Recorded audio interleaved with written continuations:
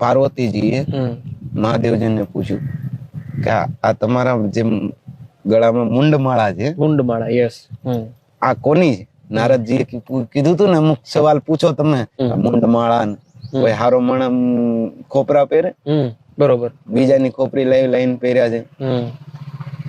એટલે અમુક સવાલો પૂછ્યા, એમાંથી એક સવાલ એ હતો કે આ મુંડમાળા શા માટે પહેરો છે, કોના છે આ બધા મુંડ, આ જે ખોપરી છે જેટલી 108 કોની છે? તો મહાદેવજી જલ્દી જવાબ ન દીધો કે હું કેવું આને. પછી ઘણું કેવા બાદ જયારે એમ થયું કે આને કીધા વગર હાલશે નહીં, તો મહાદેવજીએ કીધું કે આ બધા તારા જ ખોપરા છે. ઓહો. કે કેમ? કે તે આટલી વાર જન્મ લીધા ને આટલી વાર તું મરી છો, હું હજી આમનું છું. એવું કેમ? કે હું અજન્મા છું. તો કે મારે અજન્મા થવું હોય તો કે તો તમારે અમર કથા સાંભળવી પડે.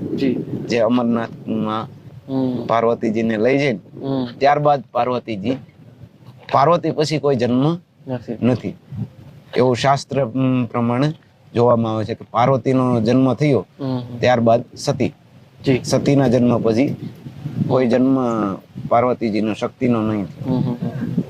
જ્યારે